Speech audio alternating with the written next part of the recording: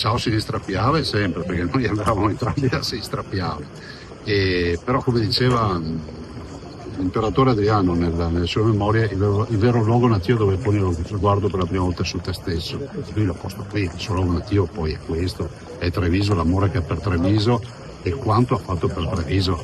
Dopodiché lui era un vulcano, un istrionico, come diceva lui, un mostro sacro, no? E lui amava utilizzare queste suggestioni anche verbali, no? Il mostro sacro, il palazzo di cristallo e molto altro ancora, pancia a terra come dicevo.